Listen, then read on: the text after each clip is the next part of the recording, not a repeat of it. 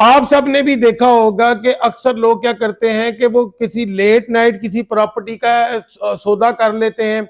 या किसी वो ऐसी जगह पे बैठे होते हैं जहां पे स्टाम्प मिलना बहुत ही मुश्किल होता है, और वो किसी वाइट पेपर पे जो है वो गाड़ी की भी खरीदो फरोख्त कर लेते हैं, और सादे वाइट पेपर पे भी ये लिख लेते हैं कि मैंने इसको इतना बयाना कर दिया है। या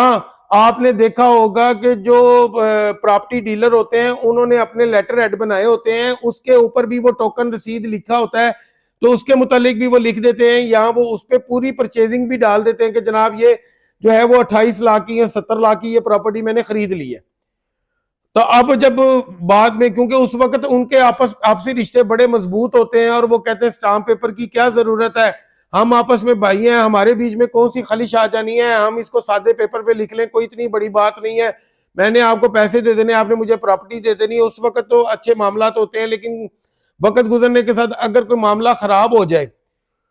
तो वो ये समझते हैं कि वो दूसरी पार्टी ये समझती है कि इनको तो मैंने स्टाम्प पेपर पे कोई डॉक्यूमेंट साइन करके नहीं दिया हुआ, कोई डॉक्यूमेंट इनके पास मौजूद नहीं है जी, तो ये मुझे कोर्ट में नहीं लेके जा सकते और ये दावा नहीं जीत सकते। तो मैं आज आपको बता दूं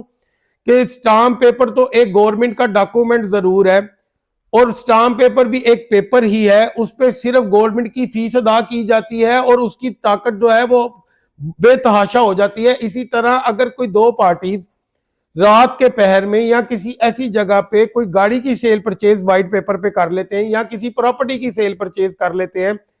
और वो अब ये समझ रहे होते हैं कि मैं इसको कोर्ट में व्हाइट पेपर को लेके जाऊंगा तो अदालत कहेगी कि आपने जो है वो स्टाम्प ड्यूटी ही पे नहीं की हुई, तो इसकी तो वो वैल्यू नहीं है जो एक स्टाम्प की है। तो आप लोगों ने, अगर आपके पास भी ऐसा कोई व्हाइट पेपर है, या किसी ने आपने किसी से पैसे लेने हैं, या आप और वो बंदा जो है अब ये कहता है मैंने तो इसको सिर्फ व्हाइट पेपर पे जो साइन अंगूठे करके दे दिए, ये मेरा क्या कर लेगा। लेकिन मैं आपको बता दूं, आप उसको व्हाइट पेपर को मजाक ना समझे। आपने क्या करना है, आपने कोर्ट में जाना है, और कोर्ट में वहां पे स्टाम्प एक्ट के तहत आप उसको जो है वो स्टाम्प ड्यूटी पूरी उसमें उसमें जो है वो कोर्ट फीस को लगाकर, और उसका जो भी रेलिवेंट फाइन है वो आप अदा करके, फिर आपने एक लीगल नोटिस भेजना है सेकंड पार्टी को। सेकंड पार्टी को आपने ये बताना है कि आपने मुझे ये व्हाइट पेपर पे ये वाला स्टाम्प जो है, ये वाली एग्रीमेंट जो है मेरे साथ किया था, तो आप अपनी टर्म एंड कंडीशन फुलफिल नहीं कर रहे, तो मैंने जो है वो ये वाली जो इसकी ड्यूटी जो है वो कोर्ट में अदा कर दी है, इसका फाइन भी अदा कर दिया है। अब ये फुली जो है स्टाम्प पेपर अकॉर्डिंग टू जो है वो स्टाम्प एक्ट पूरा हो गया है। अब मैं आपके खिलाफ जो है इस स्टाम्प पेपर के तहत जो है वो केस फाइल करने जा रहा हूं, तो आप यकीन माने कि आपका केस ऐसे ही कोर्ट सुनेगी और उसको ऐसे ही समझा जाएगा जैसे आपने स्टाम्प पेपर पे किसी एग्रीमेंट को तहरीर किया था।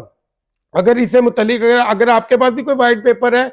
उस पर कोई तहरीर लिखी हुई है, तो आप बिल्कुल ना घबराएं, उसकी ड्यूटी अदा करके तो है आप कोर्ट में अपना केस भी जीत सकते हैं। अगर इससे मुतलिक अगर आपकी कोई क्वेरी है तो जरूर पूछिएगा, मैं कोशिश करूंगा आपके हर सवाल का जवाब दूं। Thank you so much.